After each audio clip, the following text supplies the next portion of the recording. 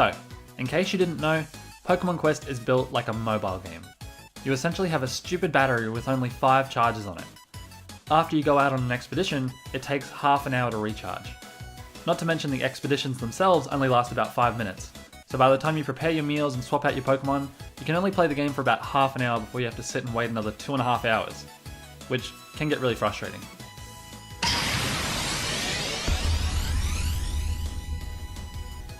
As Pokemon level up, they will get more and more equipment slots for you to use. Problem is that every time you want to switch to a different team, you have to do a lot of fiddling around in the menus to get your best items equipped to your new team, and it's a bit tedious. On top of that, the sorting system is terrible. You can't select favorites, you can't create teams, or even sort by type. And oh man, don't even get me started on that.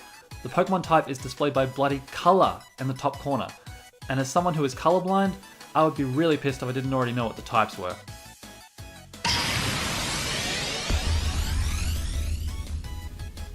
Getting Pokemon in the game requires you to put ingredients into a pot and then go on a few expeditions while it cooks. Eventually it will be ready and you will get 1 or sometimes 2 Pokemon to come to your base. You can cook meals to get a specific colour or type of Pokemon, but some are way more common. I've gotten so many Paris, Diglett and Ponytars now that I just hate them. I can't count the number of times I've prepared a meal, had to wait 4 or 5 missions, only to get another one of those bastards. It's so frustrating.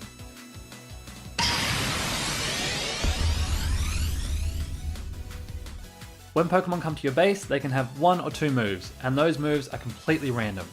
Sometimes you might get the perfect Pokemon that you've been waiting for with a crap move like Flash or Growl. If you want to change it, you have to sacrifice your hard-earned Pokemon to the RNG god. And there's 3 options. One is where a miracle happens and you get the move that you want. Second is that it fails, even when you have a really high percentage of changing that move. And third is that it works, but you end up with another really crap move. I hate it so much.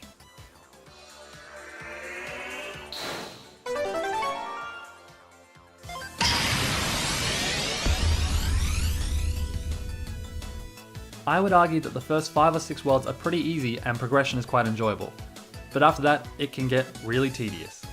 I'm telling you now to not get attached to the Pokemon that you start with, because by the time you can cook with the silver and gold pots, it's not going to be worth grinding up the ones you started with. The end game is just awful. You'll find yourself playing the same levels over and over again just to get the higher level equipment, and since the early levels don't scale up and bonuses are based on type, you better get used to playing those electric and psychic levels. Not to mention the fact that after you beat the final boss and the credits roll, the grind gets so much worse. Now all of this information is coming from someone who actually paid for the DLC to get the extra content, including the pots. I can't even imagine the grinding hell someone would have to go through if they didn't buy it. Honestly, I think you would lose interest a lot quicker than I did. All that being said, try not to get too discouraged by this video. I still did have enough fun with the game that I don't regret playing it or buying the DLC. On top of everything, the game is still free, so you'll only lose a small amount of time if you wanted to download it and give it a go for yourself. And I do think that it is worth at least that much.